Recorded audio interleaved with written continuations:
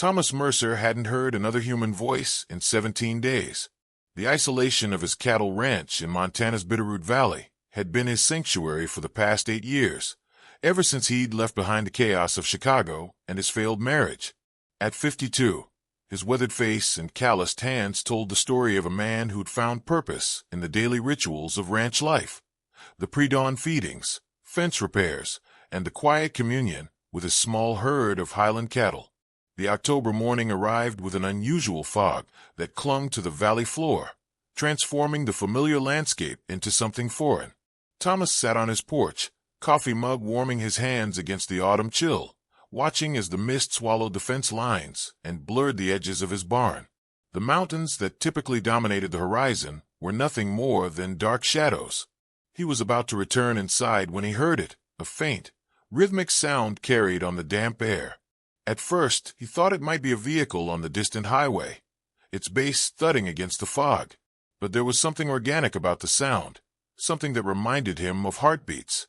"Drums," he muttered to himself, setting down his coffee mug.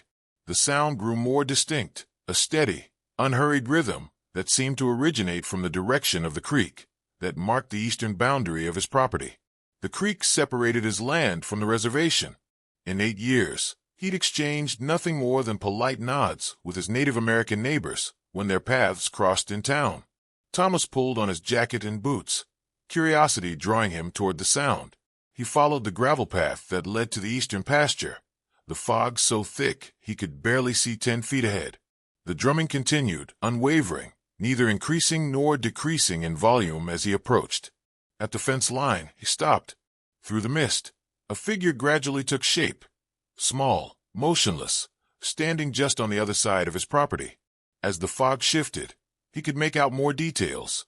A young Native American girl, perhaps 12 or 13, wearing a dark blue coat, her long black hair falling straight past her shoulders. She stood completely still, hands at her sides, eyes fixed on him. "Hello there," Thomas called, his voice sounding strange after days of silence. The girl didn't respond. The drumming continued, though Thomas couldn't see any drum, nor could he tell where exactly the sound was coming from. "Are you lost?" he tried again. "Do you need help?" Still, she remained silent, her expression neutral, neither friendly nor hostile, just watching. The situation unsettled him. He glanced back toward his house, considering whether he should call the tribal police. When he looked back, the girl had taken 3 steps closer to the fence, close enough now that he could see her face clearly. Round cheeks, deep brown eyes that held a gravity beyond her years. "My name's Thomas," he offered, softening his voice. "What's yours?" The drumming suddenly stopped. The silence that followed seemed to press against his ears. The girl finally moved, reaching slowly into her coat pocket. Thomas tensed, unsure what to expect. She withdrew her hand and extended it toward him, palm up. In it lay a small, smooth stone, turquoise, with veins of copper running through it. "Is that for me?" he asked, confused. She nodded once, the first acknowledgement she'd given that she could hear him at all. Thomas hesitated, then reached across the fence. When he took the stone, their fingers brushed, and he was struck by how cold her hand was in the autumn air. "Thank you," he said, examining the stone. "It's beautiful, but—" When he looked up, the girl was already walking away, disappearing into the fog in the direction of the reservation. The drums remained silent. That night, Thomas sat at his kitchen table, the turquoise stone placed before him. He'd spent the afternoon distracted, checking the fence line repeatedly, but the girl never returned. He'd called the tribal liaison office, describing the encounter, but the woman on the phone seemed unconcerned. "Probably just a local kid," she'd said. "The schools are out for some teacher training days." But that explanation didn't account for the drums, or the girl's silence, or the strange gift. As Thomas turned the stone in his fingers, he couldn't shake the feeling that something had changed, that the boundaries of his carefully constructed solitude had been breached in ways he didn't yet understand. Outside, the fog lingered as darkness fell, and Thomas Mercer slept fitfully for the first time since moving to the valley. The fog had lifted by morning, but Thomas's unease remained. He went about his chores with mechanical efficiency, feeding the cattle, checking the water troughs, repairing a section of fence that had sagged under the weight of a fallen branch. All the while, his mind kept returning to the silent girl and the stone that now sat on his windowsill. After lunch, he drove into town for supplies. Blackwater Falls was small enough that a new face would be noticed, but large enough that Thomas could maintain his privacy. He nodded at familiar faces as he loaded feed and groceries into his truck, then paused outside the local diner, considering whether to treat himself to a proper meal before heading back to the ranch. "Mr. Mercer," a voice called from across the street. Thomas turned to see David Running Wolf, the tribal council representative, crossing toward him.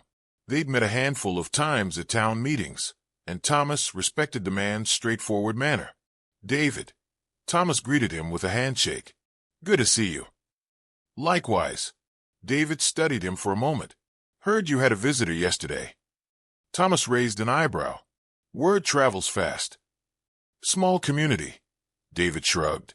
"My cousin works at the liaison office. Said you called about a girl at your fence line." "That's right." Thomas hesitated, then added, "She didn't speak. Just gave me a stone and left." David nodded slowly. "Can I see it?" "The stone? It's at home," Thomas replied. "Turquoise with copper running through it." Something flickered across David's expression. Recognition, perhaps, or concern. "You should come by the community center tomorrow. There's someone who might want to talk with you." "About a kid leaving a rock on my property?" "About more than that." David's tone was measured. 4 days ago, Clara Whitehorse's granddaughter, Lily, went missing from their home on the reservation. She's 12 years old.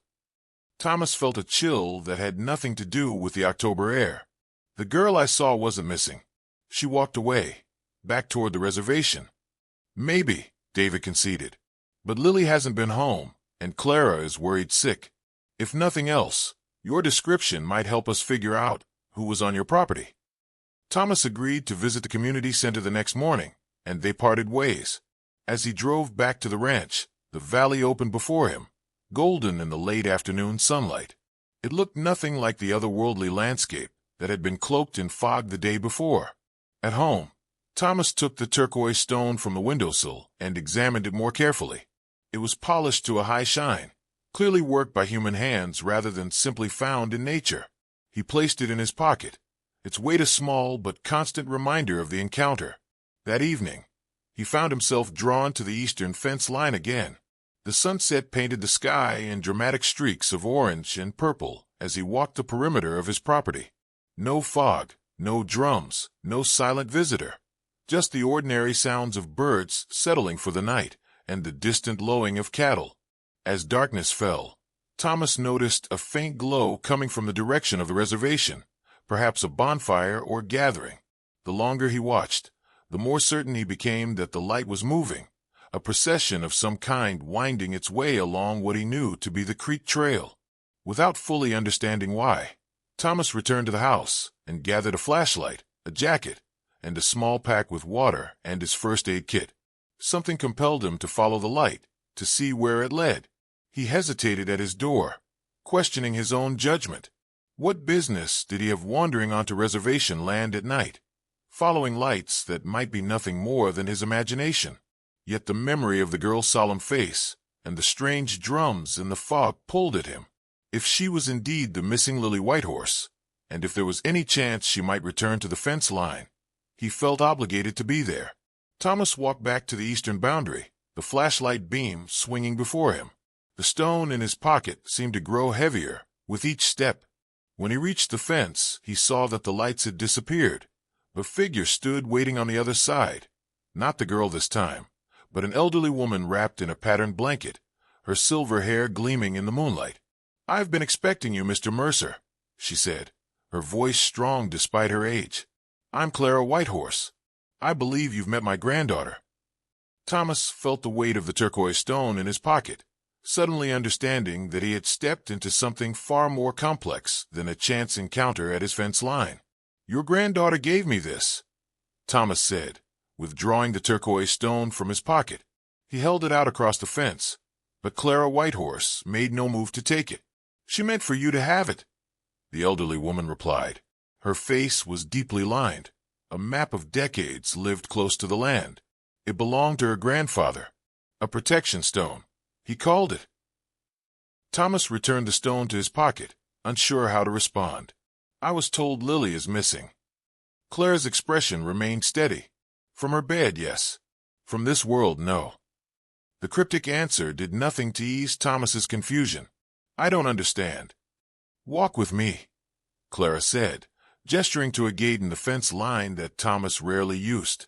There are things better explained under the open sky. Thomas hesitated. In 8 years, he had never crossed onto reservation land, respecting the boundary as much out of his desire for solitude as out of deference to his neighbor's privacy.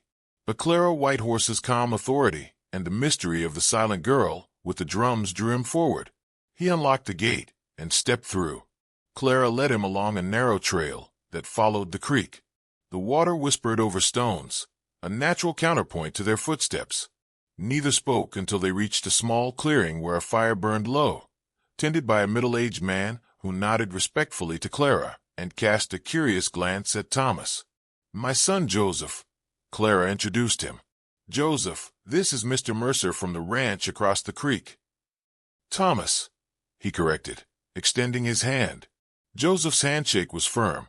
You saw Lily. It wasn't a question, but Thomas nodded anyway. Yesterday morning, in the fog. She didn't speak. She hasn't spoken in 4 days, Clara said, lowering herself onto a log beside the fire. Not since the dreams began. Thomas sat across from her, the fire between them casting shifting shadows across their faces. Dreams. 4 nights ago, Lily woke us all, screaming about drums in the dark and a man who needed help, Joseph explained, his voice low. When we went to her room, she was already dressed, trying to leave the house. We stopped her, but by morning, she was gone.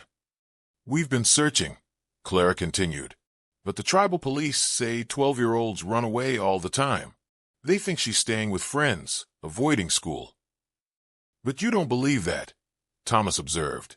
Clara's eyes reflected the firelight. Lily is a good girl, responsible. She wouldn't worry us without reason. She paused.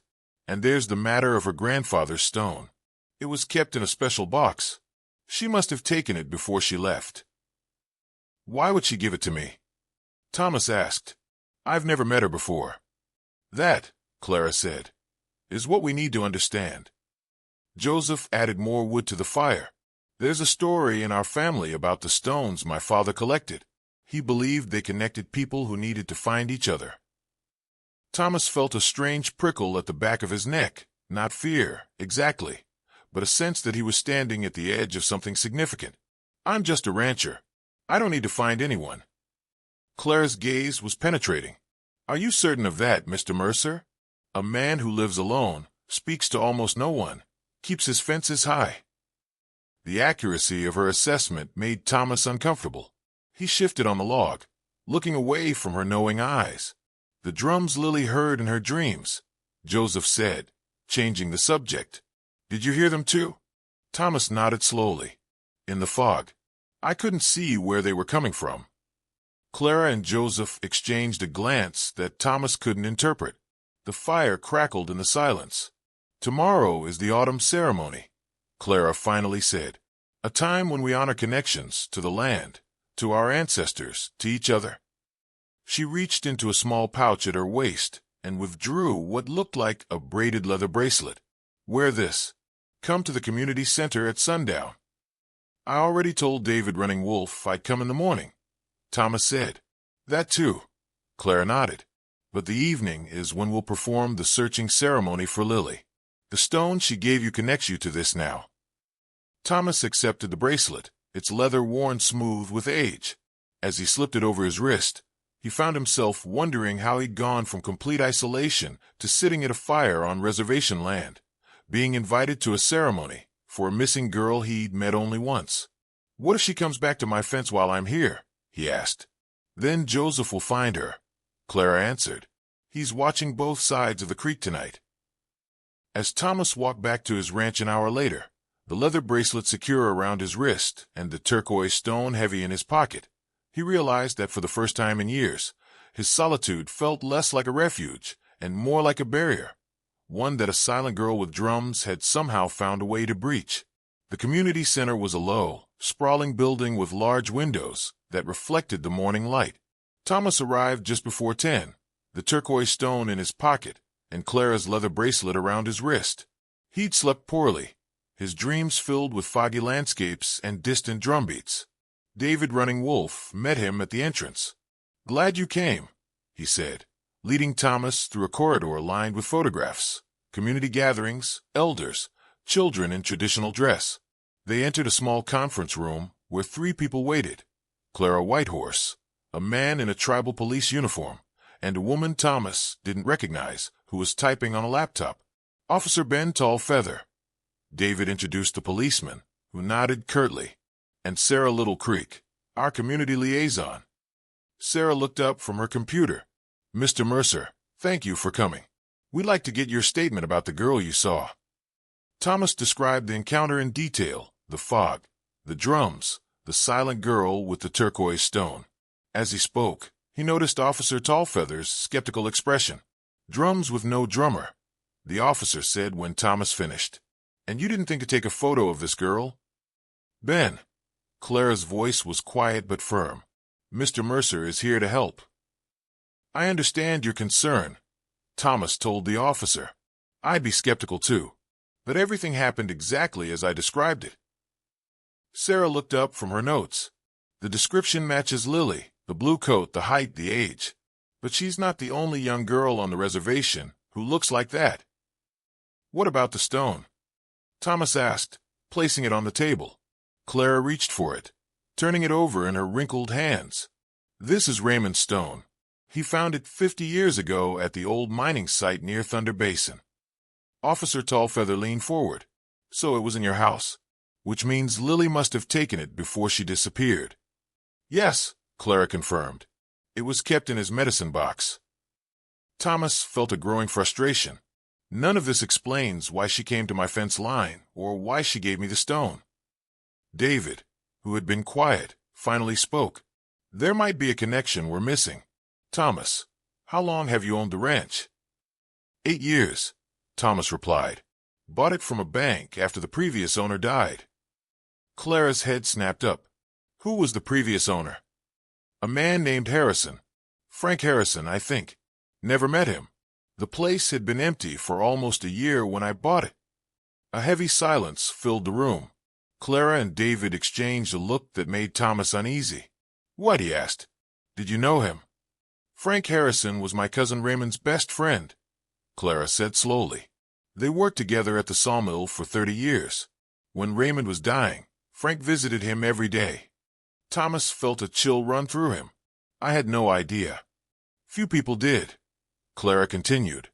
"Their friendship wasn't always welcomed in those days, a white man and a native man. But they shared something important. Both had lost sons in Vietnam." The pieces began to fall into place in Thomas's mind. "So Lily giving me her grandfather's stone might not be a coincidence," David finished for him. Officer Tallfeather looked skeptical. "That's a stretch. The girl is missing, and we need to focus on finding her, not on some mystical connection between stones and old friendships." "We can do both," Sarah suggested diplomatically. "Thomas, would you be willing to join the search party this afternoon? You might recognize her if you see her again." Thomas nodded. "Of course." The meeting concluded with plans for the search and a reminder about the evening ceremony. As Thomas was leaving, Clara caught up with him in the hallway. "There's something I didn't say in there," she said, her voice low. "Raymond and Frank had a pact. If anything happened to either of them, the other would watch over their family. When Raymond died, Frank took it seriously. He helped put Joseph through college, came to Lily's naming ceremony. And now his property is mine," Thomas said, understanding dawning. Clara nodded. "Lily believes in the old ways more than most children her age. She listens to the stories. She might see you as inheriting more than just land."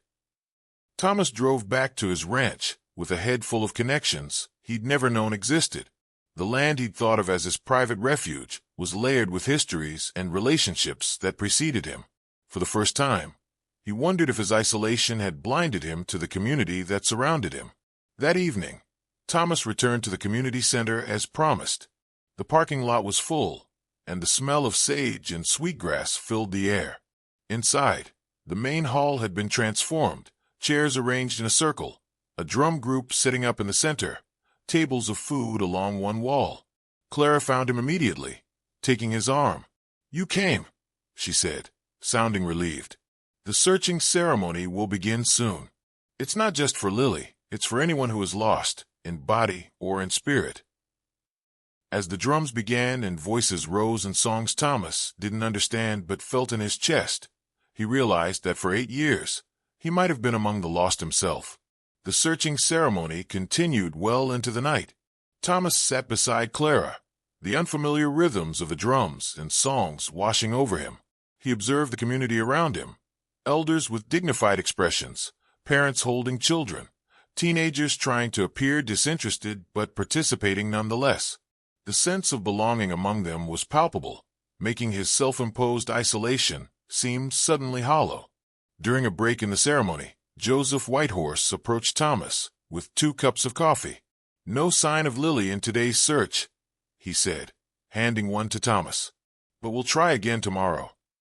"I'll help," Thomas offered, surprising himself with how quickly the words came. Joseph studied him for a moment.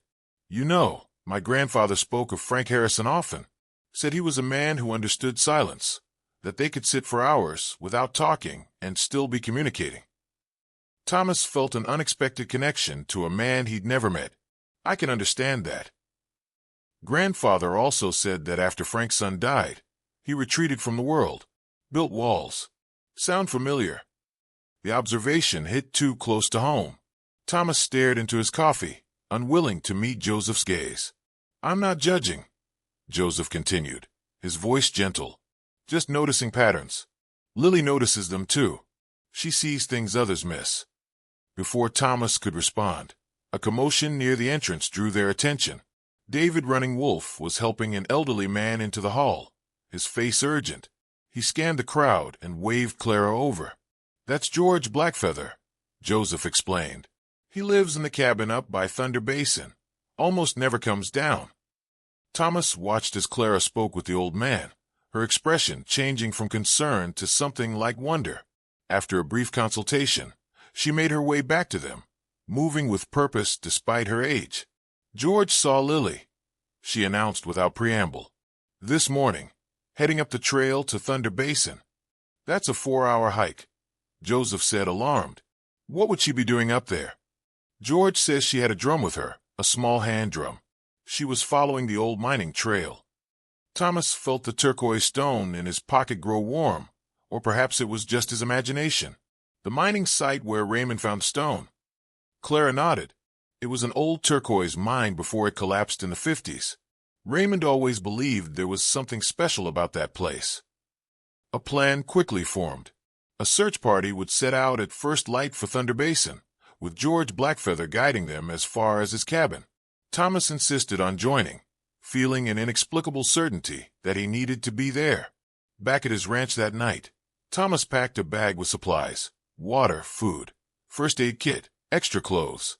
The rational part of his mind questioned his involvement in the search for a girl he barely knew, but the turquoise stone and the leather bracelet seemed to connect him to something larger than himself.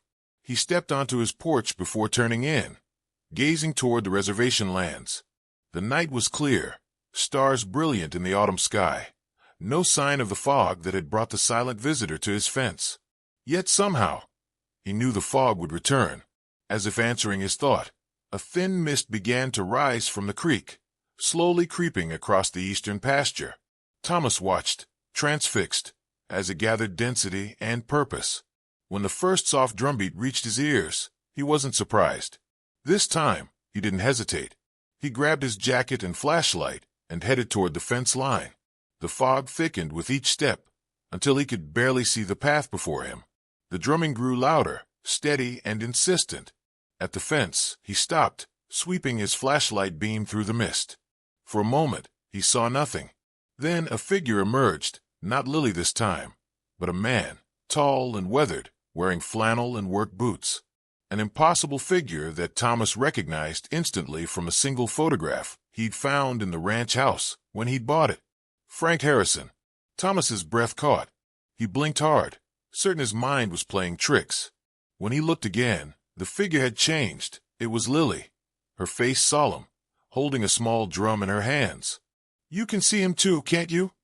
She spoke for the first time, her voice clear in the misty air. "That's why the stone chose you." Thomas could only nod, unable to process what was happening. "He's been trying to show me something," Lily continued, striking the drum softly. "Up at the old mine. Something he promised my grandfather he would protect. But I can't find it alone." She held his gaze. "Will you help me?" In that moment, Thomas Mercer understood that the boundaries he'd built around his life were dissolving like fog in sunlight. The ranch he'd thought was his refuge had always been a bridge between past and present, between cultures, between isolation and community. "Yes," he said, unlatching the gate between them. "I'll help you." As Thomas stepped through to join Lily, the drumming stopped. The fog began to lift, revealing a path that led up toward the mountains, where the first light of dawn was breaking over Thunder Basin.